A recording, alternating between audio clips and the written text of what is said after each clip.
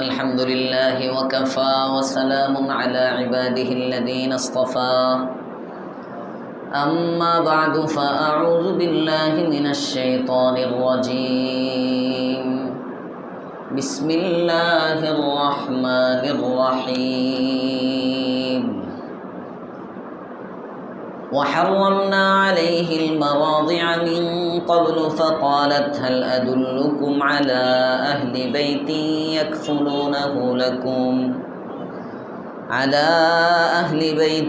يكفلونه لكم وهم له ناصحون فرددناه إلى أمه كي تقر عينها ولا تحزن ولتعلم أن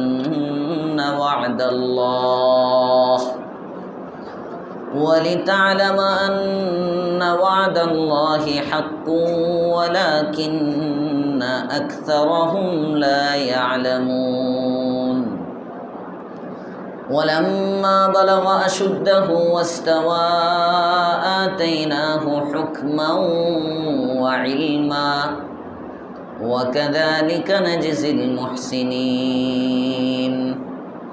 ودخل المدينة على حين غفلة من أهلها فوجد فيها رجلين يقتتلان هذا من شيعته وهذا من عدوه فاستغاثه الذي من شيعته على الذي من عدوه فوكزه موسى فقضى عليه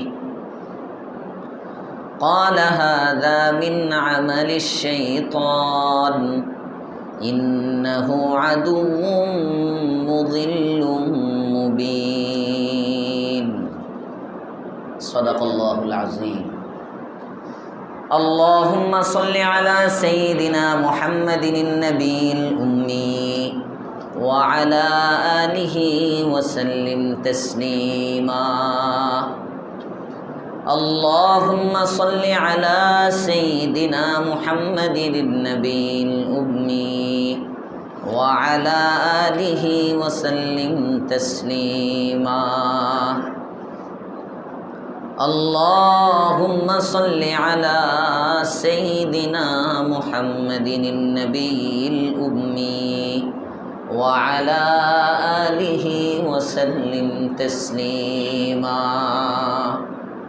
سبحانك لا علم لنا إلا ما علمتنا إنك أنت العليم الحكيم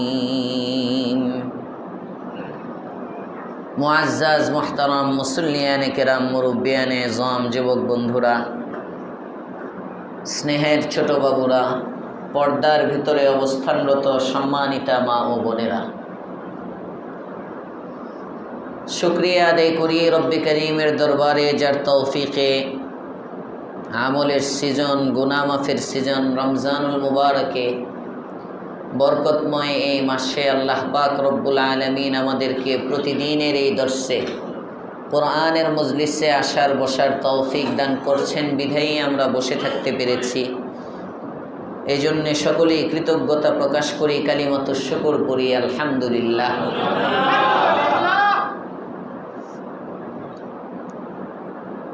হযরত মুসা আলা নবীনা ওয়া আলাইহিস সালাতু ওয়াস সালামের জীবন আমাদের নবীর জীবন অনেক দিক দিয়ে মিল। এজন্য হিজরতের সময় আল্লাহ পাক রব্বুল আলামিন নবীকে সান্ত্বনা দেওয়ার জন্য মুসা আলাইহিস সালামের ঘটনাই শোনাইতেছেন। আলোচনা হয়ে গেছে, অনেক দূর পর্যন্ত আমরা এগিয়ে আসছি। হযরতে আব্দুল্লাহ ইবনে আব্বাস রাদিয়াল্লাহু তাআলা আনহু রাইসুল মুফাসসিরিন ছিলেন, তাফসীর কুলের সরদার। সাহাবীদের মধ্যে সবচেয়ে সুন্দর, সবচেয়ে বেশি কোরআন বুঝছেন হযরত আব্দুল্লাহ ইবনে আব্বাস। সুবহানাল্লাহ। বয়স কম, তো ইলমের কারণে আগে বেড়ে গেছেন। এলেম এমন একটা দৌলত, আল্লাহ পাক রব্বুল আলামিন যাকে এলেম দেন তাকে সম্মান দিয়ে দেন। সুবহানাল্লাহ। ইলমের সাথে যে সম্মান হয় এটা স্থায়িত্ব হয়, ক্যাপাসিটি করে যে সম্মান অর্জন করে এটা অস্থায়ী, যে কোনো সময় চলে যায়। আর ইলমের জন্য যে সম্মান হয় এটা স্থায়ী, এটা কখনো যায় না। এজন্য হযরতে আলী রাদিয়াল্লাহু তাআলা আনহু উনি বলতেছিলেন, রাজিনা কিসমাতাল জাব্বারি ফিনা লানা ইলমুন ওয়ালিল আ'দাই মালু। আমি সন্তুষ্ট আমার আল্লাহ তাআলার বন্টনে, খুব সন্তুষ্ট। সম্পদ দেন কে? আল্লাহ। যারা বলেন নাই তাদেরকে কে দেন? আল্লাহ। সম্পদ কে দেন? আল্লাহ। ইলম দেন কে? আল্লাহ। আল্লাহ তাআলা যাকে ইচ্ছা সম্পদ দেন, যাকে ইচ্ছা ইলম দেন। এই তাকসিমটা উপর থেকে হয়। গতকালকে আমার মাদ্রাসায় এক মাওলানা সাহেব আসছে ইন্টারভিউ দেওয়ার জন্য। আমি তাকে জিজ্ঞেস করলাম, ছেলে মেয়ে কয়জন? বলতেছে, হুজুর 2 ছেলে 1 মেয়ে। বললাম, বড় ছেলে কি করে? হুজুর অনেক চেষ্টা করছি আলেম বানানোর জন্য, মাদ্রাসায় পড়াইছি, এক মাদ্রাসায় 3 বছর রাখছি, এক মাদ্রাসায় 4 বছর রাখছি, এখন বন্ড হয়ে গেছে। এটা বলে উনি হাসতেছে, মানে দুঃখের হাসি। অনেক চেষ্টা করছি হুজুর, কিন্তু পারি নাই। অথচ আলেমের ছেলে, তার বাবা কিন্তু আলেম, পারে নাই। অনেক সময় দেখা যায় বাপ মদখোর, মদ পান করে, ছেলে আলেম হয়ে যায়। আমার জানা মতে আছে, বাবা নামাজ জানে না, নামাজটা ঠিক মতো পড়তে পারে না, পশ্চিম কেবলা চিনে না, ওযু ইস্তেনজার তরিকা জানে না, ছেলে হাফেজ মাওলানা হয়ে গেছে। আমার জানা মতে অনেক আছে। আবার অনেক বড় বড় আলেমের ছেলে নষ্ট হয়ে যায়, বড় আলেম কিন্তু ছেলে আলেম হয় না, হাফেজ হয় না, আছে। যদি বাবা আলেম হলেই ছেলে আলেম হইতে পারত, তাহলে তো এই আলেমের ছেলে নষ্ট হইতো না। ইলম দেন কে? আল্লাহ। আল্লাহ তাআলা ইলম দেন, এটা আল্লাহর পক্ষ থেকে তাকসিম হয়। সম্পদ এটা আল্লাহ তাআলা দেন, আল্লাহর পক্ষ থেকে বন্টন হয়। হযরতে আলী ইবনে আবি তালেব বলেন, রাজিনা কিসমাতাল জাব্বারি ফিনা। আল্লাহ তাআলা আমাদেরকে সম্পদ দিলেন না, ইলম দিলেন। আর আমার প্রতিপক্ষ মূর্খ, আমার দুশমন যারা, তাদেরকে আল্লাহ পাক রব্বুল আলামিন সম্পদ দিলেন। এই বন্টনের মধ্যে আমি অত্যন্ত সন্তুষ্ট। সুবহানাল্লাহ, আমি এই বন্টনে রাজি। এখনো দেখবেন যারা আলেম, এদের সম্পদ একটু কমই হয় সাধারণত। এক সময় গিয়ে আল্লাহ তাআলা দেন, এটা আল্লাহর ওয়াদা, এটা ভিন্ন কথা। হযরতে আলী বলেন, আমাদেরকে সম্পদ দিলেন না, ইলম দিলেন, এটাতে আমরা রাজি। রাজি না, সন্তুষ্ট আছি, একটু নারাজ না। প্রশ্ন হয় কেন? জবাব দেয়, ফাইন্নাল মালা ইয়াফনা আন করিবিন। সম্পদ এটা তো খুব শীঘ্রই ধ্বংস হয়ে যাবে, এটা ফানি, এটা ধ্বংসশীল, সম্পদ থাকবে না। ওয়া ইন্নাল ইলমা বাকিন লা ইয়াজালু।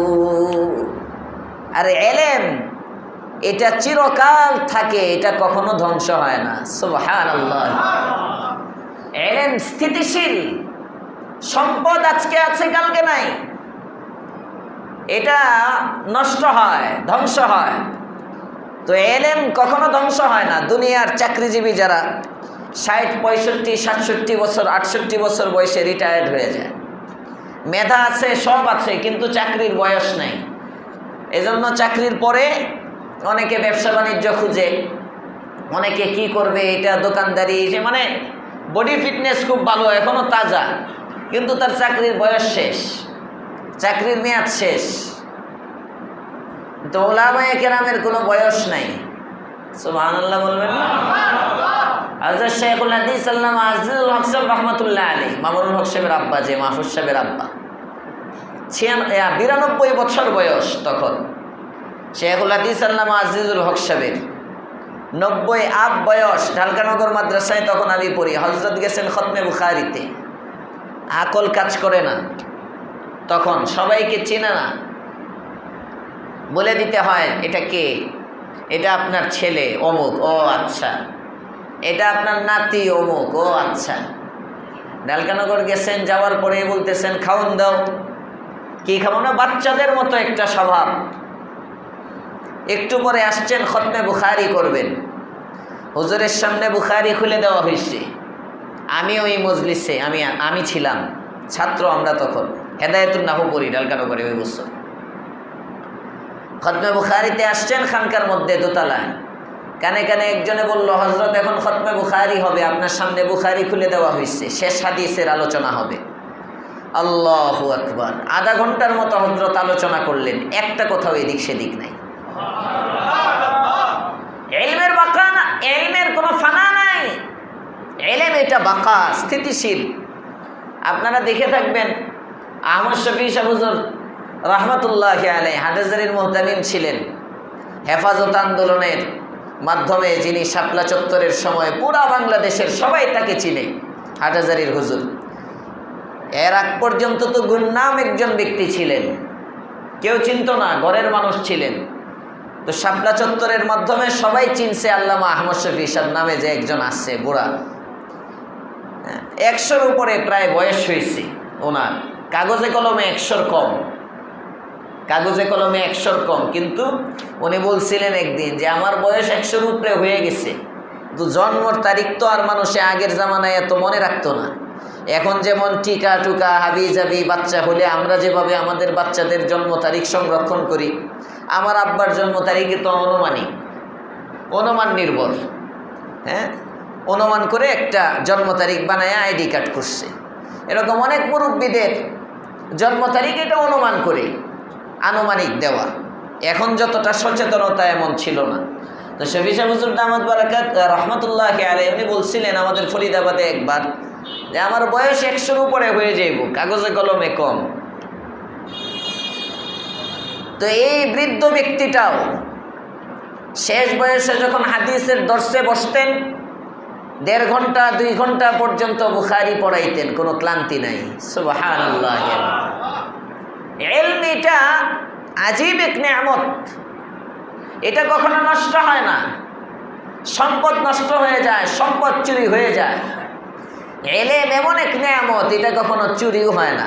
সুবহানাল্লাহ। আল্লাহ পাক রব্বুল আলামিন আমাদেরকে ইলমের কদর করার তৌফিক দান করেন, বলেন আমিন। আল্লাহর রাসূল সাল্লাল্লাহু আলাইহি ওয়াসাল্লাম হিজরত করতেছেন। হযরতে আব্দুল্লাহ ইবনে আব্বাস রাদিয়াল্লাহু তাআলা আনহু, এখানে কথাটা ছিল রাইসুল মুফাসসিরিন ছিলেন, এত দামি হয়ে গেলেন সাহাবীদের মধ্যে। কিসের কারণে? সবাই বলেন কিসের কারণে? ইলমের কারণে। এজন্য আল্লাহর রাসূল বলেন আলেম হও, কোন আলিমান, আলেম হও। আলেম হইতে পারো নাই, মুতাআল্লিমান, ছাত্র হও। এই যে আপনারা যারা এখানে বসতেছেন, আমি এটাকে ওয়াজ মাহফিল বলি না, ক্লাস বলি, কারণ ক্লাস বললে আপনাদের দাম বাড়ে। সুবহানাল্লাহ। ক্লাস বললাম মানে আপনাদেরকে দামি বানাইয়া দিলাম। আও মুতাআল্লিমান, কোরআনের ক্লাসের ছাত্র হও। এই যে রমজানে আপনারা 1 মাসের জন্য কেমন যেন ছাত্র, মাসিক প্রতিদিন আপনি আধা ঘন্টা 35 মিনিট 40-45 মিনিট সময় দিতেছেন জোহরের পরে। নিয়তটা যদি করেন কোরআনে আল্লাহ কি বলছেন আমি এটা জানবো। কোরআনের 4টা হক বড় বড়। 1 নম্বর হলো কোরআনকে সম্মান করা, মোহাব্বত করা। 2 নম্বর হলো কোরআন সহি শুদ্ধভাবে তিলাওয়াত করা। 3 নম্বর হলো কোরআনে আল্লাহ কি বললেন তা জানা বুঝা। 4 নম্বর হলো ওই অনুযায়ী আমল করা। মনে থাকবে ইনশাআল্লাহ? তো আমরা যদি নিয়ত করি যে কোরআনের হকগুলো জানবো, কোরআনে আল্লাহ কি বলছেন এটা জানবো, জেনে আমল করব, এই জন্য প্রতিদিন এই ক্লাসে আমি বসলাম আধা ঘন্টা 40 মিনিট, তাহলে আমি কোরআনের ক্লাসের ছাত্র হয়ে গেলাম, মুতাআল্লিমান। সুবহানাল্লাহ। আল্লাহর পয়গম্বর বলেন 4টা শ্রেণীতে ঢুকো। কোন আলিমান, আলেম হও। আলেম হইতে পারো না, মুতাআল্লিমান, ছাত্র হও, আলেমের ছাত্র হও। তাও হইতে পারো না, আও মুঈনান, ইলমের জন্য ইলমের সহায়ক হও। যে সমস্ত ইদারাগুলো সহি তালিম তাআল্লুম হয়, দ্বীনের ক্ষেত্র, দ্বীনের মার্কাজ, এই এদারাগুলোর পাশে দাঁড়াও। মুঈনান, টাকা পয়সা দিয়ে সহযোগিতা করো। টাকা পয়সা দেওয়ার সামর্থ্য নাই, নেতা তুমি, তো নেতৃত্ব দিয়ে সহযোগিতা করো। সহযোগিতার সুরত আছে তো অনেক। অনেক সময় দেখা যায় একটা মাদ্রাসার উপর একটা বিপদ আসছে, আপনার সামাজিক একটা অবস্থান আছে, আপনি ওই বিপদটা দূর করার জন্য পাশে দাঁড়ান। একজন দলীয় লোক আসছে মাদ্রাসা বন্ধ করে দিতে, কথার কথা, আপনি পাশে দাঁড়ান যে না, আমার রক্তের উপরে মাদ্রাসা বন্ধ করতে হবে। আলেমকে একজন বেইজ্জতি করতে আসছে, আপনি দাঁড়ান যে না, আলেমকে বেইজ্জতি করা যাবে না। এটাও ইলমের ইহানত, এটাও সহযোগিতা। মুঈনান, কোনোটাই পারো না, চতুর্থ স্তর, আও মুহিব্বান লাহুমা, মুহাব্বত করতে তো কিছুই লাগে না, তুমি মুহাব্বত করো। সুবহানাল্লাহ। এই চার শ্রেণীর কোনো এক শ্রেণীতে যদি থাকো, আল্লাহর পয়গম্বর বলেন এই চার শ্রেণীর কোনো এক শ্রেণীতে গেলে এই চার শ্রেণী হলো নাজাত প্রাপ্ত। কয় ওয়ালা তাকুন খামিসা, এই চার দলের বাহিরে পঞ্চম কোন দলে যায় না। নবী বলতেছেন লা তাকুন খামিসান, পঞ্চম কোন দলে যায় না। ফাতাহলিক, যদি পঞ্চম কোন দলে যাও তাহলেই ধ্বংস হয়ে যাইবা। আল্লাহ আমাদেরকে এই চার শ্রেণীর কোনো এক শ্রেণীতে থাকার তৌফিক দেন, বলেন আমিন। ইলমের কারণে সম্মান হয়, সম্মান বাড়ে। আব্দুল্লাহ ইবনে আব্বাস রাইসুল মুফাসসিরিন ছিলেন। হযরতে সাঈদ ইবনে জুবায়ের ওনার কাছে গিয়ে বললেন, মুসাকে যে অনেক পরীক্ষা আল্লাহ বললেন, এর অর্থ কি? হযরতে আব্দুল্লাহ ইবনে আব্বাস শোনানো শুরু করলেন। এক এক জায়গায় আসেন আর বলেন এটা হলো একটা পরীক্ষা। এভাবে বলতে বলতে আসলেন মুসা আলাইহিস সালামের মা। মুসা আলাইহিস সালামকে নিয়ে গেলেন রাজপ্রাসাদে ফেরাউনের বেগম আসিয়াকে দেখাবার জন্যে। আসিয়া আইন জারি করলেন, রাস্তার দুই পাশে দাঁড়িয়ে তোমরা তাকে উপঢৌকন দিবে, হাদিয়া দিবে। সবাই হাদিয়া দিতে দিতে যখন রাজপ্রাসাদে বাচ্চাকে নিয়ে গেল, এবার আসিয়া বাচ্চাটাকে কোলে করে নিয়ে ফেরাউনের কোলের মধ্যে দিয়ে দিল যে আপনিও হাদিয়া দেন। ফেরাউন হাদিয়া বের করতে করতেই মুসা আলাইহিস সালাম ফেরাউনের দাড়িটা ধরল, ধরে এবার দাড়িটা টেনে তার চেহারাটা নিচের দিকে দিতেছে। দাড়ি টানলে মাথা নিচের দিকে যায়, যখন নিচের দিকে দিচ্ছে ফেরাউন বলে আসিয়া এটাই তো ওইটা। আসিয়া বলে না, এ বাচ্চা বুঝে নাই। কয় না, এ মাথা নিচের দিকে দিয়ে ইঙ্গিত করতেছে তোমার পতন অনিবার্য, তোমার কাউন্টডাউন শুরু হয়ে গেছে, নিচের দিকে নামতেছে, পড়ে যাইবা, আর বেশি দিন তোমার এই ক্ষমতা রহমিকা থাকবে না। আসিয়া বলে একটু পরীক্ষা করি। পরীক্ষাটা কিভাবে হবে? হযরতে আসিয়া বলেন যে তার সামনে আগুনের দুইটা আংরা দেওয়া হবে, আর তার সামনে মুক্তার দুইটা টুকরা দেওয়া হবে। মুক্তাও ঝলমল করে, আগুনও ঝলমল করে, আগুনও উজ্জ্বল, মুক্তাও উজ্জ্বল, দুইটাই তার সামনে দেওয়া হবে। আগুনের কোনো দাম নাই, আগুনের মধ্যে যদি হাত দেয় হাত পুড়ে যায়, আগুনের দ্বারা ক্ষতি হয়, মুক্তার দ্বারা লাভ হয়। মুক্তা যদি হাতে পায় জিন্দিগি বনে যায়। টাকা পয়সা, এক একটা মুক্তা, একটা মুক্তার টুকরা কত ওজনী। তো তার সামনে মুক্তাও রাখবো, তার সামনে আগুনের টুকরাও রাখবো, আগুনের আংরাও রাখবো, দেখবো সে কোনটা ধরে। যদি সে আগুনের আংরা ধরে তাহলে বোঝা যাবে আপনাকে না বুঝে দাড়ি টান দিছে, না বুঝে চট দিছে, বুঝে নাই। আর যদি সে আগুন না ধরে মুক্তা ধরে তাহলে বোঝা যাবে সে বুঝে শুনে আপনাকে চট দিছে এবং বুঝে শুনে দাড়িটা টান দিছে। পরীক্ষা হয়ে যাক। হযরতে আব্দুল্লাহ ইবনে আব্বাস সাঈদ ইবনে জুবায়েরকে বলেন এইটা হলো মুসা আলাইহিস সালামের জন্য আরেকটা পরীক্ষা। সুবহানাল্লাহ। নিয়ে আসা হলো আগুন, আংরা, নিয়ে আসা হলো মুক্তা, হযরত মুসা আলাইহিস সালাম কোনটা ধরেন পরীক্ষা। তাফসীরের কিতাবের মধ্যে আছে আল্লাহর পয়গম্বর মুসা আলা নবীনা ওয়া আলাইহিস সালাতু ওয়াস সালাম ভবিষ্যৎ পয়গম্বর, শিশু পয়গম্বর, কিন্তু নবী যারা হন শিশু অবস্থা থেকেই তারা নবী হন। সুবহানাল্লাহ। জন্মগত নবী হন, জন্মের সময় তারা নির্বাচিত হন। ওনারা শুরু থেকেই ভুল করে না, শুরু থেকেই ভুল করে না। তাদের জীবন খুব মাইপা চলে। এখনো আহলুল্লাহ যারা, আল্লাহ ওয়ালা যারা, এরা কদম ফেলে খুব হিসাব নিকাশ করে। একটা কাজ করার আগে 10 বার ভাবে এটা করব কিনা, করলে এটার রিয়েক্ট কি আসবে, খুব চিন্তা ভাবনা করে চলে। এমন তারা ইহতিয়াতের উপর আমল করে, সতর্কতার উপর আমল করে। এখনো হাক্কানি রব্বানি আলেম যারা মনে করেন একটা মাসআলায় ইখতিলাফ আছে, কেউ জায়েজ বলতেছে, কেউ নাজায়েজ বলতেছে, ওনারা নাজায়েজের উপরে আমল করে। কারণ কয়দিন পরে যারা ইখতিলাফ করে জায়েজ বলতেছে, এরাও যদি নাজায়েজের পক্ষে মত দিয়ে দেয়, তখন মানুষ বলবে হুজুর তো কয়দিন আগে এটা করতো, এখন না নাজায়েজ বলে। এটা আলেমের শান না। এই জন্য আলেম আগ থেকেই সতর্ক চলে। যারা আহলুল্লাহ, আল্লাহ ওয়ালা আলেম যারা, দুনিয়াদার যারা, এরা তো খালি রুখসতের উপরে আমল করে, সার খুঁজে। আল্লাহ হেদায়েত দান করুক, বলেন আমিন। তো নবী যারা হয় ছোটবেলা থেকেই নবী। আমাদের পয়গম্বর ছোট্ট বাচ্চা, বয়স মনে করেন 4-5 বছর, হাঁটতেছেন হাঁটতে আরবের মধ্যে তো পাহাড় আর পাহাড়। এখন তো তাও পাহাড় মক্কা মদিনার আশপাশে কম দেখা যায়, সব পাহাড় কাইটা বাড়ি বুড়ি বানায় ফেলতেছে। ওই জামানায় তো আর এত বড় বিল্ডিং ছিল না।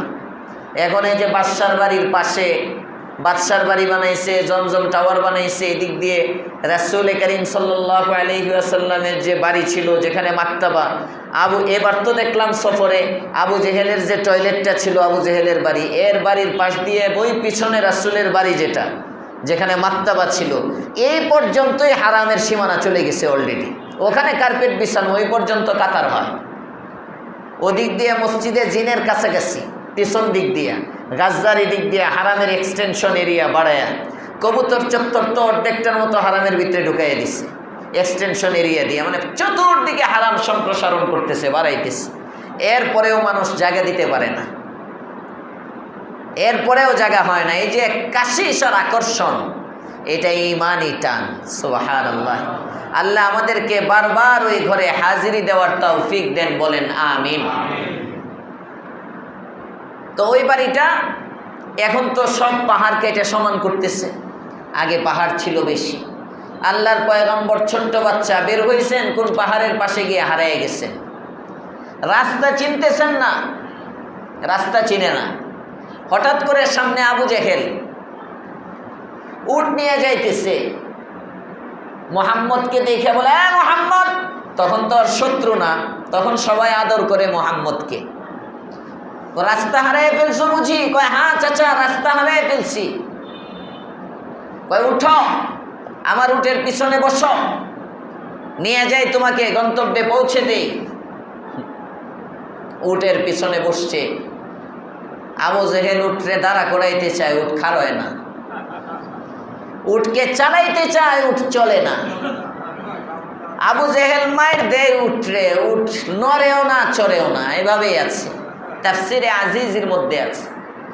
আরেকবার আবু জেহেলের বেশি রাগ উঠছে, যখন উটকে মারা শুরু করছে, এবার উটের জবান খুলে গেছে। সুবহানাল্লাহ।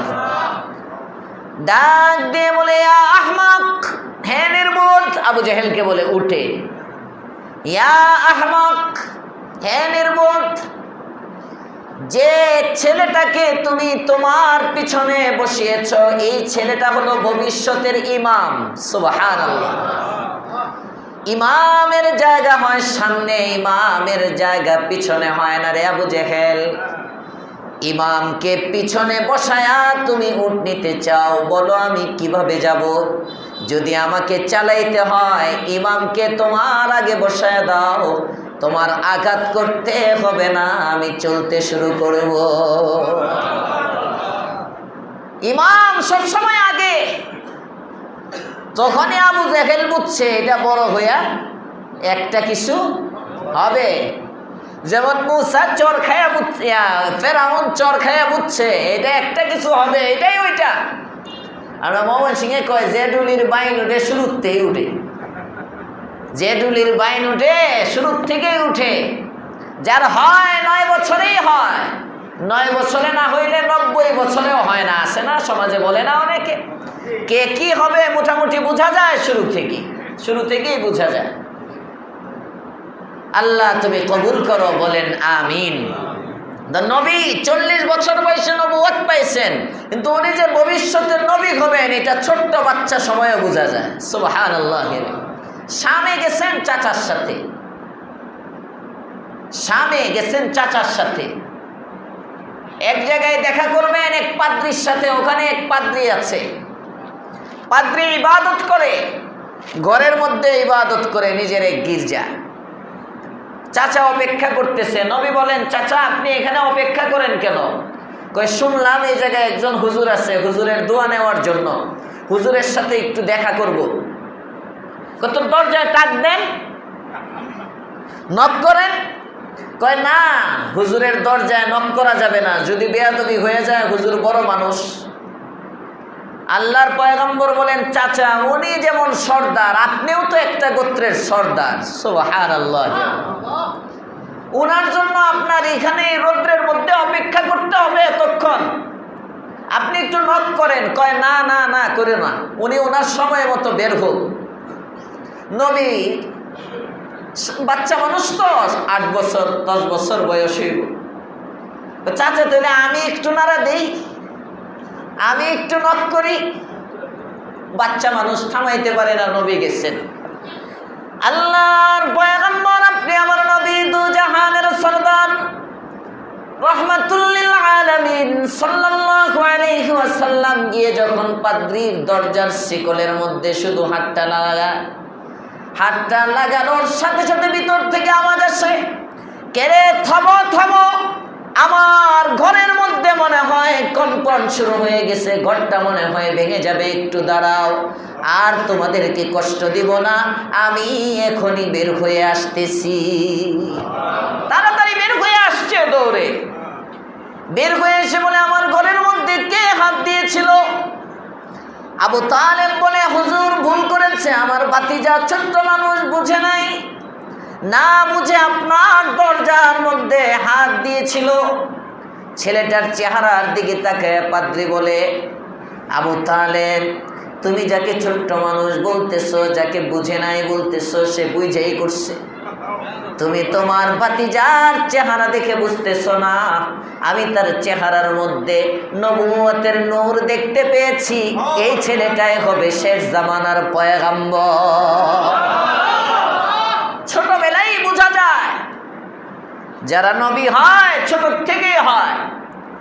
মুসা নবীনা আলাইহিস সালাতু ওয়াস সালাম নবী, জন্মগত নবী, নবুয়ত যদিও প্রকাশ পায় নাই, ওনার প্রতিটা কাজ ছোটবেলা থেকে সঠিক হবে। সুবহানাল্লাহ। যখন আসিয়া তার সামনে আগুনের আংরা দেয়, আসিয়া তার সামনে আগুনের আংরা আর মুক্তার টুকরা দেয়, হযরতে মুসা নবীনা আলাইহিস সালাতু ওয়াস সালামের হাতটা মুক্তার দিকে যায়। সুবহানাল্লাহ। নবীরা ভুল করতে পারে না তো, আস্তে আস্তে হাত যায় মুক্তার দিকে। আল্লাহ পাক রব্বুল আলামিন ডাক দিয়ে বলেন, জিবরাইল সর্বনাশ হয়ে যাবে, আমার কালিম, আমার মুসা, আমার ভবিষ্যৎ পয়গম্বর মুসার হাতটা মুক্তার দিকে যায়। আগুনের দিকে হাতটা না যায়, যদি মুক্তার দিকে মুসার হাত যায়, মুসার কষ্ট বেড়ে যাবে। ফেরাউন মুসাকে হত্যা করে ফেলবে। মুসাকে আমি ফেরাউনের হাতে নিহত হওয়ার জন্য পাঠাই নাই, মূসাকে আমি ফেরাউনকে মারবার জন্য পাঠাইছি। সুবহানাল্লাহ। ওরে মারার জন্য পাঠাই নাই, ফেরাউন তাকে মারবে এই জন্য নয়, বরং ফেরাউনকে সে মারবে এই জন্য পাঠিয়েছি। সময় আরো অনেক বাকি আছে। জিবরাইল যাও, মূসার যে হাতটা মুক্তার দিকে যায়, তুমি যে হাতটা মুক্তার দিক থেকে ফিরায়া আগুনের দিকে দিয়ে দাও। হযরত জিবরাইল আমিন চলে আসলেন, মূসা আলাইহিস সালামের হাতটা আগুনের দিকে দিয়ে দিলেন। আগুনের আংরাটা মূসা আলাইহিস সালাম ধইরাই, বাচ্চাদের একটা স্বভাব হলো জিনিস ধইরাই মুখে দেয়, জিনিস ধইরাই মুখে দেয়। এটা পায়খানা হইলেও মুখে দেয়, ঠিক না বে ঠিক? চকলেট হইলেও মুখে, মানে বাচ্চাদের স্বভাবই প্রথমে হাতে নেবে এরপরে মুখে দিবে। এটা বালা হোক আর খারাপ হোক, লাউ হোক, কদু হোক, শিকলা হোক, বাকলা হোক, কাগজ হোক, কলম হোক, যেটাই হোক, বাচ্চাদের নির্দিষ্ট একটা সময় পর্যন্ত একটা অভ্যাস থাকে, হাতে দিলেই উনি মুখে দেয়, এরকম বাচ্চাদের স্বভাব। মূসা আলা নবীনা ওয়া আলাইহিস সালাতু ওয়াস সালাম এবার আগুনটা নিয়ে মুখে দিলেন, জিহ্বাটাও একটু পুড়ে গেল। ওই যে ছোটবেলায় জিহ্বাটা পুড়ছিল, যে কারণে মূসা আলাইহিস সালামের কথার মধ্যে একটু জড়তা ছিল, জড়তা। এটা 16 নম্বর পারায় নবুয়ত যখন দিছিলেন, তখন মূসা আলাইহিস সালাম আল্লাহর কাছে দোয়া করছিলেন, ইয়া আল্লাহ, আমার জবানের মধ্যে তো একটু জড়তা আছে, আমি তো কথা একেবারে ক্লিয়ার করে বলতে পারি না। রব্বি শরহ লি সাদরি ওয়া ইয়াসসির লি আমরি ওয়াহলুল উকদাতাম মিন লিসানি ইয়াফকাহু কওলি। আমার জবানের জড়তা দূর করেন, আমার জবানের জড়তা আপনি দূর করে দেন। ওয়াহলুল উকদাতাম মিন লিসানি, কথা বলার সময় যে বেজে আসে এটা আপনি দূর করে দেন। ইয়াফকাহু কওলি, যাতে করে ফেরাউন আমার ভাষণ বুঝতে পারে।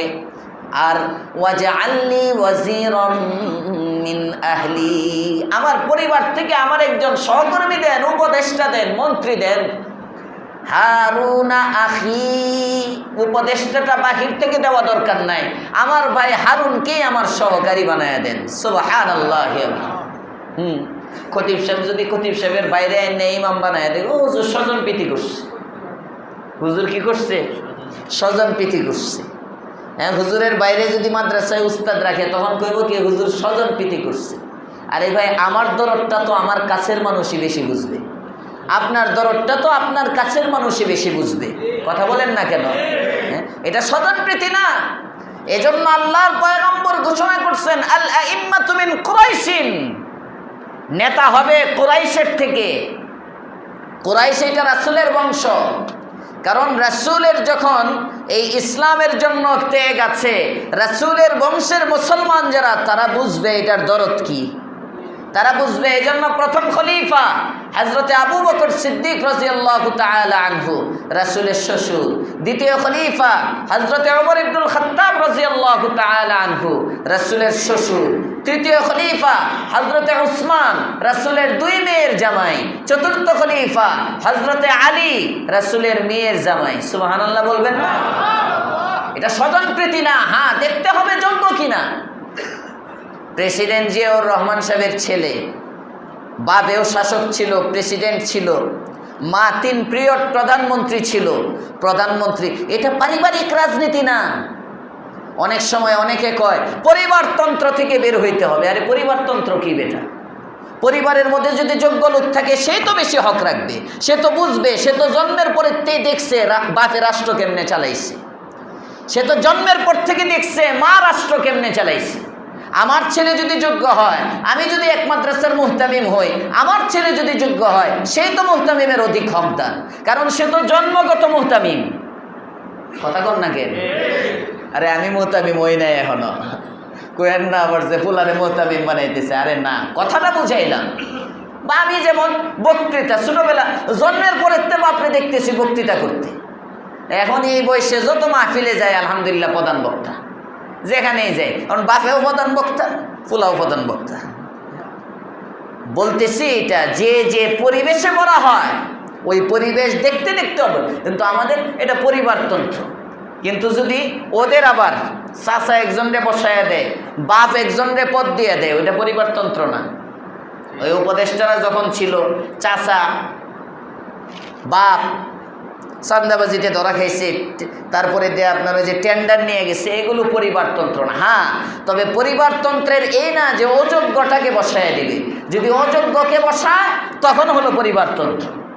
হাফ নর্মাল, অ্যাব নর্মাল, বুঝেন নাই? হাফ মেনটেন, চলতে পারে না, নিজে ঠিক মতো কথা কইতে পারে না, গাঞ্জা খায়, মদ খায়, এমন পোলারে বাস নেতার পোলা দেখে আপনি তাকে নমিনেশন দিয়ে দিলেন নেতা। না না, দেখতে হবে যোগ্যতা আছে কিনা। আল্লাহ তাআলা বুঝার তৌফিক দেন, বলেন আমিন। মুসা আলাইহিস সালাতু ওয়াস সালাম জন্মগত পয়গম্বর, আমাদের নবী জন্মগত পয়গম্বর। যেটা হয় শুরু থেকে হয়। মুসা আলাইহিস সালাম এখন ভুল করতে পারেন না, মানুষ বলবে ভুল করে ফেলছে, যে কারণে আল্লাহ পাক রব্বুল আলামিন জিবরাইল আমিনকে পাঠাইলেন। পাঠায়া তার হাতটাকে ঘুরাইয়া দিলেন মুক্তার দিকে। যখন মুক্তার দিকে হাত ঘুরাইলেন, আগুনের দিকে যখন হাত ঘুরাইলেন, আগুন নিয়েই জিব্বার মধ্যে দিল, জিব্বা একটু পুড়ে গেল। এদিক দিয়ে আসিয়া তাড়াতাড়ি বলতেছে ফেরাউনকে, এই আগে তো বলছিলাম বাচ্চাটা বুঝে নাই, এখন তো ছেলেটার জিব্বাটা পুড়ে গেল, আপনি কিচ্ছু বিশ্বাস করতে চান না। হ্যাঁ, ফেরাউন এবার হাদিয়া তোহফা দিয়ে মুসা আলাইহিস সালামকে বিদায় করে দেয়। মুসা আলাইহিস সালাম এবার মার কাছে থাকতে থাকেন, বড় হইতে থাকেন। দুধ পান করানোর সময় যখন শেষ, এবার ফেরাউন নিজেই বলে, ছেলেটা তো ভালোই, ছেলেটাকে আমাদের কাছে নিয়ে আসো। এবার দুধ পান করানোর সময় শেষ হওয়ার পরে রাজপ্রাসাদেই উনি বড় হইতে থাকেন। বড় হইতে হইতে মুফাসসিরিনে কেরাম বলে, মুসা এখন পূর্ণ যুবক, শৈশব শেষ, কৈশোর শেষ, এবার যুবক মুসা আলাইহিস সালাম, বয়স তার 33। কত? সবাই বলেন কত? 33। এটা দুই মুফাসসিরের কওল, কেউ কেউ বলেন আরো কম, কেউ বলেন আরো বেশি। আসলে কোরআনে কারীমের মধ্যে বয়স জানানো হয় নাই। কোরআনে কারীমে আল্লাহ তাআলা বলেন, লাম্মা বালাগা আশুদ্দাহু ওয়াস্তাওয়া। মুসা আলা নবীনা ওয়া আলাইহিস সালাতু ওয়াস সালাম যখন পূর্ণ যৌবনে পৌঁছলেন, কোরআন বলতেছে পূর্ণ যৌবনে পৌঁছলেন। লাম্মা বালাগা আশুদ্দাহু, মুসা যখন পৌঁছল পূর্ণ যৌবনে, এটা হলো কোরআনের ভাষ্য। ওয়াস্তাওয়া, এবং যৌবনটা স্থির হলো, স্থিতিশীল হলো। এটা কত বছর বয়স? কয় আবহাওয়ার ভিত্তিতে, পরিবেশ পরিস্থিতির কারণে এই বয়সটা আপ ডাউন হয়। কোনো এলাকায় 18-20 বছরের যুবকই একদম পূর্ণ যৌবনে পৌঁছে, খাবার দাবার ভালো হলে, আবহাওয়া ভালো হলে, এটাই ওই খাবার দাবারের সাথে সম্পৃক্ত, আবহাওয়ার সাথে সম্পৃক্ত, আবহাওয়ার সাথে সম্পৃক্ত। আবার কোনো এলাকায় 25 বছর হয়, কোনো এলাকায় 30 বছর হয়। বাকি মুফাসসিরিনে কেরাম লেখেন, সাধারণত গড়ে 33 বছর বয়সের এটাকে পূর্ণ যৌবন ধরা হয়। আর 33 থেকে 40 বছর পর্যন্ত এই যৌবনটা স্থিতিশীল থাকে। 40-এর পর থেকে আবার যৌবন শক্তি কমতে শুরু করে, বার্ধক্য শুরু হয়ে যায়, আস্তে আস্তে আস্তে আস্তে কমতে থাকে। তাহলে 33 হলো পূর্ণ যৌবন, 33 থেকে 40 পর্যন্ত হলো স্থিতিশীল, 40-এর পরে আবার নিচের দিকে আসতে থাকে, কমতে থাকে, দুর্বল হতে থাকে আস্তে আস্তে। ওয়ালাম্মা বালাগা আশুদ্দাহু, মুসা আলাইহিস সালামের বয়স হয়ে গেল 33। পূর্ণ যৌবনে যখন পৌঁছলেন, আল্লাহ পাক রব্বুল আলামিন বলেন, ওয়ালাম্মা বালাগা আশুদ্দাহু ওয়াস্তাওয়া আতাইনাহু হুকমান ওয়া ইলমা। সে যখন পূর্ণ যৌবনে পৌঁছল এবং তার যৌবনটা স্থিতিশীল হলো, ওয়াস্তাওয়া মানে 33 থেকে 40 যখন হয়ে গেল, আতাইনাহু হুকমান ওয়া ইলমান, আমি তখন তাকে দুইটা নেয়ামত দিলাম। নাম্বার 1, তাকে হিকমত, হুকমান তথা ইলমে নবুওয়াত দিলাম। নাম্বার 2, ইলমান, তাকে আমি আল্লাহ ইলমে শরীয়ত দিলাম। সুবহানাল্লাহ। এটা দিয়ে আল্লাহ বলতেছেন, ওয়াকাযালিকা নাজিল মুহসিনিন, সমস্ত নেককারদেরকে আমি এমনি দিয়ে থাকি। সুবহানাল্লাহ। এখানে একটা কঠিন শিক্ষা। আল্লাহ পাক রব্বুল আলামিন মুসা আলাইহিস সালামকে নিয়ামত দিলেন কয়টা? সবাই বলেন কয়টা? এক দুই কথা বললে কষ্ট হয় না তো? কয়টা নেয়ামত দিলেন? দুইটা। একটা দিলেন ইলমে নবুয়ত, আরেকটা দিলেন ইলমে শরীয়ত। মানে মুসা আলাইহিস সালামকে নবীও বানাইলেন, মুসা আলাইহিস সালামকে রাসূলও বানাইলেন। সুবহানাল্লাহ। শুধু নবী যাকে কিতাব দেওয়া হয় না, আলাদা কোনো শরীয়ত দেওয়া হয় না, পূর্ববর্তী নবীর উপর যে আসমানি কিতাব আসে ওই কিতাবটাই উনি ফলো করেন, ওই কিতাবটা নিয়েই চলেন। উনি শুধু নবী। মুসা আলাইহিস সালাম নবীও ছিলেন। মুসা আলাইহিস সালামকে আলাদা কিতাব দেওয়া হয়েছে তাওরাত। ওই তাওরাত দেওয়ার মাধ্যমে আল্লাহ পাক রব্বুল আলামিন মুসা আলাইহিস সালামকে রিসালাত দিলেন। আল্লাহ বলতেছেন ওয়ালাম্মা বালাগা আশুদ্দাহু, সে যখন পূর্ণ যৌবনে পৌঁছল, ওয়াস্তাওয়া, এবং এই যৌবনটা স্থিতিশীল হলো, মানে 40-এ পদার্পণ করলেন, আতাইনাহু হুকমান ওয়া ইলমান, আমি আল্লাহ তাআলা তাকে ইলমে নবুয়ত দিলাম এবং আমি আল্লাহ তাআলা তাকে ইলমে শরীয়ত দিলাম। সুবহানাল্লাহ। এটা দিয়ে পরে বলতেছেন ওয়া কাযালিকা নাজজিল মুহসিনিন, আমি অনুরূপভাবে যারা নেককার তাদেরকে দিয়ে থাকি, তাদেরকে আমি এমন প্রতিদান দেই। তার মানে এখানে একটা মারাত্মক সূক্ষ্ম নুক্তা। যারা হাফেজের বাবা হইতে চান, যারা আলেমের বাবা হইতে চান, তো মাদ্রাসার ছাত্র তো নাই, যেহেতু আওয়ামের মজলিস, অনেকে আছে যাদের সন্তান মাদ্রাসায় পড়ে, এই জন্য বলতেছি ইলমে নবুয়তের জন্য 1 নম্বর শর্ত গুনাহমুক্ত জীবন। গুনাহমুক্ত জীবন। মুসা আলাইহিস সালাম আল্লাহ তাআলার নাফরমানি করেন নাই, যে কারণে উনি মুহসিন ছিলেন, নেক কাজ করতেন, নেক কাজ।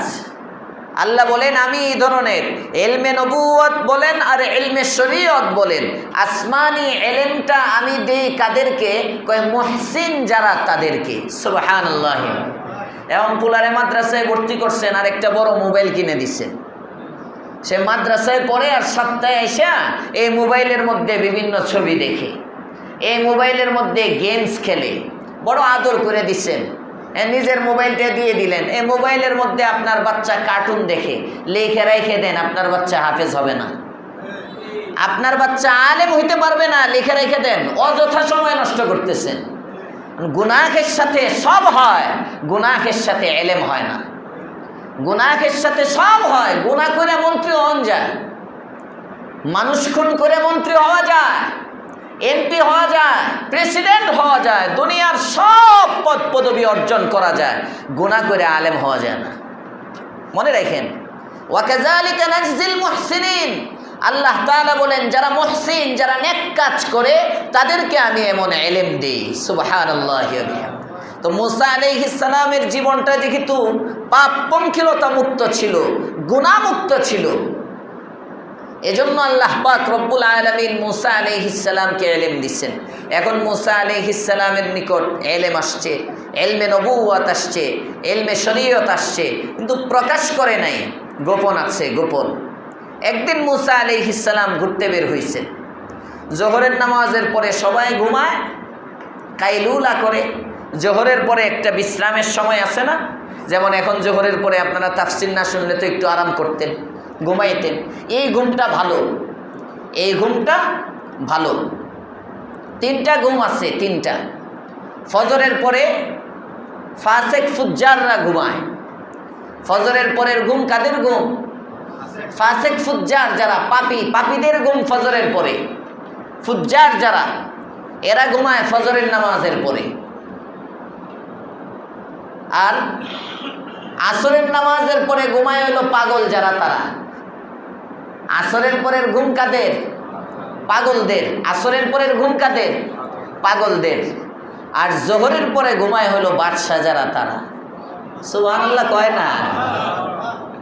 আমার শাইখ ও মুর্শিদ বলছিলেন ফজরের নামাজের পর ঘুমের সময় না, ভালো করে মনে রাখেন, ফজরের পরে বরকতের সময়। সারা বছর এই যে আমরা হানাফি মাযহাব অনুযায়ী ফজরটা দেরি করে পড়া উত্তম। ফজরের নামাজের পর থেকে সূর্য উদয় হওয়া পর্যন্ত ঘুমাইবেন না। এখন রমজান মাস, রমজান মাসে যে ব্যক্তি সারা রাত ঘুমায়, ওই ব্যক্তি ফজরের নামাজের পরে জাগ্রত থাকলে সমস্যা নাই তো, মসজিদে 1 ঘন্টা পড়েন, তেলাওয়াত করেন, জিকির করেন। এশরাকের ওয়াক্ত হইলে এশরাকটা পড়ে তারপরে যান ঘরে। ফজর পড়েই ঘুমাইতেই হবে, জরুরি না তো। যদি আদত করতে কষ্ট হয়, রমজানে আপনি সারা রাত ইবাদত করছেন, সাহরি টাহরি খাইছেন, এটা বাদ দিলাম, কিন্তু এটাকে অভ্যাসে পরিণত না করা। ফজরের পরে ঘুমানো ভালো না। ফজরের পরে রিজিকের ফয়সালা হয়। ফজরের পরে কোনো আল্লাহর ওলি ঘুমায় না, কোনো মুমিন ঘুমায় না। ফজরের পরে পাপী যারা তারা ঘুমায়। মনে থাকবে, মনে থাকবে ইনশাআল্লাহ। হাদিসের মধ্যে আসছে ফজরের পরে বরকতের সময়। ফজরের 1 মাস রমজানে ঘুমাইবেন, ঘুমায়েন, এটা সমস্যা নেই, এটা পাপি না। সারা 11 মাস সজাগ থেকে ফজরের পরে রমজানে আপনি একটু ঘুমায় গেলেন, রাত্রে ইবাদত করছেন, তাহাজ্জুদ পড়ছেন, সাহরি, বাস আপনার জন্য ছাড় আছে। তো এটা অভ্যাস করা যাবে না। কিছু মানুষ আছে আসরের পরে ঘুমায়। মুসান্নাফ ইবনে আবি শাইবার মধ্যে রিওয়ায়াত আছে, আম্মা জান আয়েশা বলেন, আসরের পরে যে ব্যক্তি ঘুমায়, এই ব্যক্তি যদি পাগল হয়ে যায় তাহলে আমি আয়েশা এটার জন্য দায়ী না। আল্লাহর রাসূল বলেন, আমি নবী দায়ী না। তার মানে আসরের পরে ঘুমাইলে পাগল হওয়ার সম্ভাবনা আছে, আকল নষ্ট হওয়ার সম্ভাবনা আছে। এজন্য আসরের পরে কেউ ঘুমাইবেন না। পারবেন ইনশাআল্লাহ? নিজের বাচ্চা কাচ্চাকে আসরের পরে ঘুমাইতে দিবেন না। আসরের পরে সাইর ও তাফরি করবে, একটু খেলাধুলা করবে। আর জোহরের নামাজের পরে কাইলুলা, এটা সুন্নত, এটা বাদশাদের ঘুম। এই সময় ঘুমাইবেন কাইলুলা, কমপক্ষে 2টা মিনিটের জন্য একটু কাইথন। হ্যাঁ, আপনি যত ব্যস্তই থাকেন সারা বছর একটা আদত করেন, জোহরের পরে খাইবেন, খায়া জোহরের নামাজের পরে অন্তত 2 মিনিট হলেও শুইবেন। আমার শায়েখ বলেন কাইলুলার সময় 10 মিনিট। 10 মিনিট শুইলেই সুন্নত আদায় হয়ে গেল। 10 মিনিট শুইলেও সুন্নত আদায় হয়ে গেল। কালকে আবার নামাজ পড়ে শুইতে যায় না। হ্যাঁ, যে হুজুর সুন্নত যখন, তো জোহরের নামাজ পড়ে তাফসির আপনি একা একা করেন, আমরা শুমু কাইলুলার সুন্নত আদায়। এখন যাইবেন, এখন গিয়ে একটু কাত হইবেন, সমস্যা নাই, তাও তো সুন্নত আদায় হবে। আল্লাহ বুঝার তৌফিক দেন, বলেন আমিন। তো জোহরের নামাজের পরে শুইছে, সবাই ঘুমাচ্ছে, কাইলুলা করতেছে। এমন সময় হযরত মুসা আলাইহিস সালাম বাহির থেকে আসতেছেন। আল্লাহ তাআলা কোরআনে বলেন, ওয়াদাখালাল মাদিনাতা, মুসা শহরে প্রবেশ করলো। কখন? আলা হিনে গাফলাতিন মিন আহলিহা, যখন শহরবাসী বেখবর, উদাসীন, অর্থাৎ সবাই ঘুমে, শহরে কি হচ্ছে কেউ খবর রাখে না। ফাওয়াজাদা ফিহা রাজুলাইনি ইয়াকতাতিলান, দেখলেন 2 জন ব্যক্তি রাস্তার মধ্যে ঝগড়া করতেছে, মারামারি করতেছে। ফাওয়াজাদা ফিহা রাজুলাইনি ইয়াকতাতিলান, হাযা মিন শিআতিহি ওয়া হাযা মিন আদুবিহি, একজন হলো তার গোত্রের, আরেকজন তার শত্রুর গোত্রের, 2 ব্যক্তি। ফাস্তাগাসাহুল্লাযী মিন শিআতিহি আলাল্লাযী মিন আদুবিহি, মুসা আলাইহিস সালামকে দেখে যে ব্যক্তি মুসা আলাইহিস সালামের বংশের, মনে করেন আওয়ামী লীগ আর বিএনপি 2 জন যদি মারামারি করে, এখন হঠাৎ করে আওয়ামী লীগের কর্মী দেখলো তার আর একজন সহকর্মী আসছে তার দলের, সে বলবে না ভাই একটু বাঁচা, সাহায্য কর, এরকম বলবে না? স্বাভাবিক। তো মুসা আলাইহিস সালামের গোত্রের যেটা, সেটা মুসাকে দেখে বলতেছে, মুসা তুমি তো আমার বংশের, আমাকে একটু বাঁচাও, সাহায্য করো। ফাস্তাগাসাহুল্লাযী মিন শিআতিহি আলাল্লাযী মিন আদুবিহি, শত্রুপক্ষের ব্যক্তির বিরুদ্ধে তার পক্ষের যে ব্যক্তি, সে তার কাছে সাহায্য চাইল। মুসা আলাইহিস সালাম সাহায্য করার নিয়তে ফাওয়াকাযাহু মুসা, মুসা গিয়ে একটা ঘুষি দিলেন। ওয়াকজুন মানে ঘুষি, ফাওয়াকাযাহু মুসা, এক ঘুষি। আল্লাহ তাআলা বলেন ফাকাযা আলাইহি, এক ঘুষিতেই চিৎপটাং, ওই ব্যক্তি একদম সাথে সাথে মারা গেল। ফাকাযা আলাইহি, যখনই মারা গেল, লাশটা পড়ে গেল।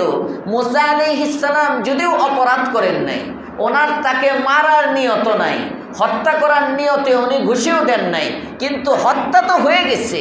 একটা প্রাণীর জীবনের অনেক দাম।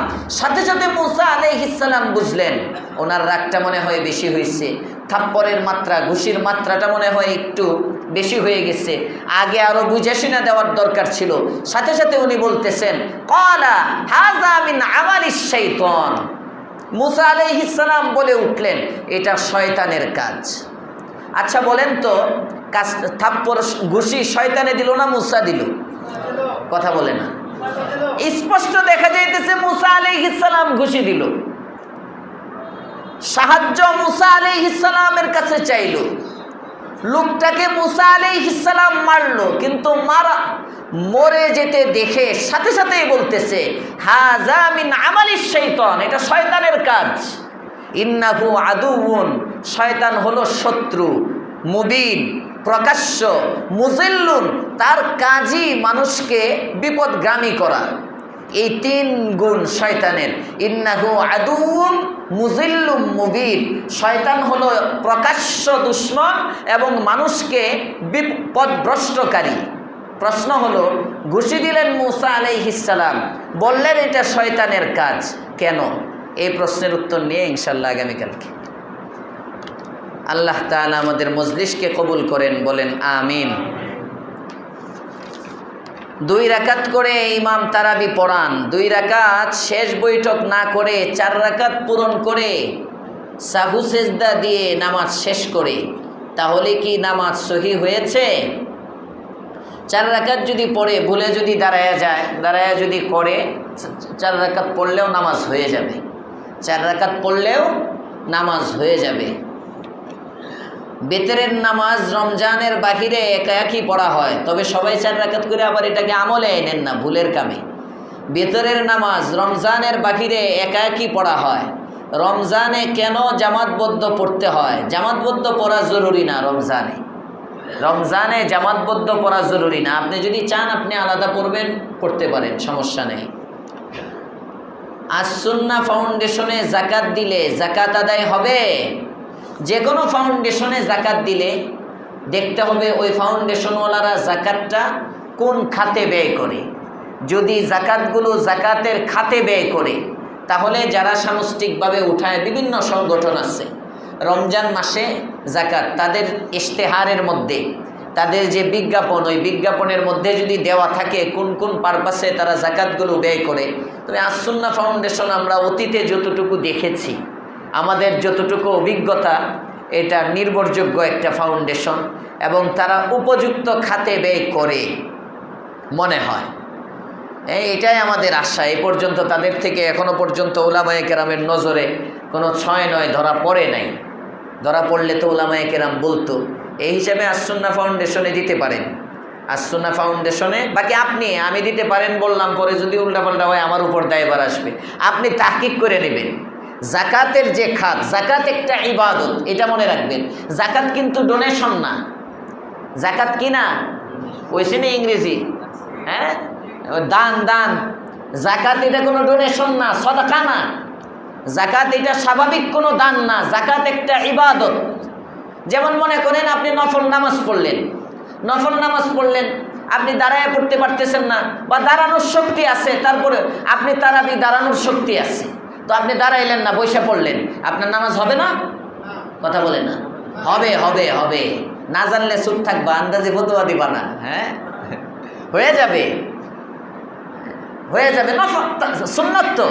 আপনি এটার মধ্যে কিয়াম ফরজ না। আপনি সামর্থ্য থাকার পরেও আপনি যদি বইসা পড়েন, এই মাসলা জানলে তো তারাবি মুসল্লি কিছু বাড়বে।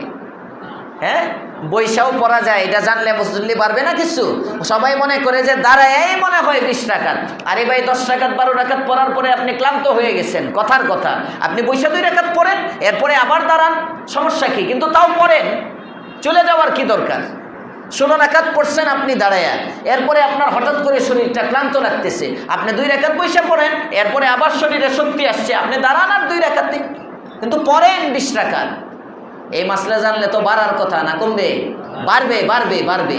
শরীয়ত সহজ, শরীয়ত কঠিন না, শরীয়ত সহজ। এখন মনে করেন ফরজ নামাজের মধ্যে আপনার যদি দাঁড়ানোর সামর্থ্য থাকে, ফরজ নামাজের মধ্যে যদি দাঁড়ানোর সামর্থ্য থাকে, তাহলে কি বসে পড়লে নামাজ হবে? নামাজ হবে না। ফরজের মধ্যে কিয়াম ফরজ। এই যে বিমানের মধ্যে আমরা নামাজ পড়তে পারি না। গাড়ির মধ্যে চলা অবস্থায় বাসের সিটের মধ্যে বসে নামাজ হয় না, নামাজ হয় না। ফরজ নামাজ, আসরের নামাজ, আপনি মনে করেন গাড়িতে আছেন, বাসের সিটে বসে কেবলামুখী আছে গাড়ি আপনার, আপনি বাসের সিটের মধ্যে বসে পড়ে ফেললেন, না, আপনার নামাজ হয় নাই, নামাজ আবার পড়তে হবে। বিমানের সিটের মধ্যে বসে আপনি নামাজ পড়ে ফেললেন, নামাজ হয় নাই, নামাজ আবার পড়তে হবে। কিয়াম ফরজ, মনে থাকবে মাসআলা? তো নামাজের জন্য, ফরজ নামাজের যেমন কিছু বিধিবিধান আছে, যাকাত এটা ফরজ একটা ইবাদত। জাকাত এটা কোনো দান খয়রাত না, যেমন চাইলো যাকে মন চায় তাকে দিয়ে দিলাম, খালি জিম্মার থেকে আদায় হইলেই হইল, এরকম না। এজন্য জাকাতের খাত নির্ধারিত। নামাজের জন্য যেমন ওয়াক্ত হইতে হয়, জাকাতের জন্য জাকাতের খাতে উপযুক্ত খাতেই জাকাতটা দিতে হয়। যদি উপযুক্ত খাতে না দেন আপনার জাকাত আদায় হবে না, টাকা ফাও যাবে, আপনার জিম্মায় জাকাত থেকে যাবে।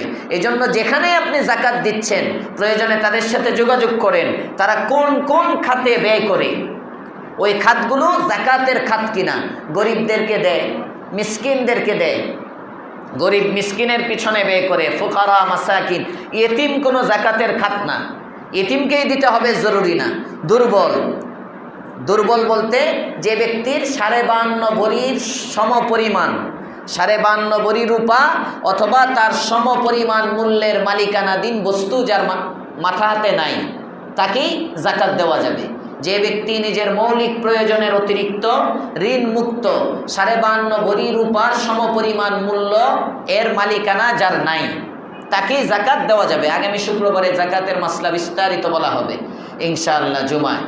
এরপরে গত তাফসিরেও, উমরায় যাওয়ার আগে তাফসিরেও জাকাতের আলোচনা চলতেছিল, ওখানেও বলছিলাম জাকাতের খাত ফুকারা, ফকির, মিসকিন, জাকাতের যে খাতগুলো আছে ওই খাতে।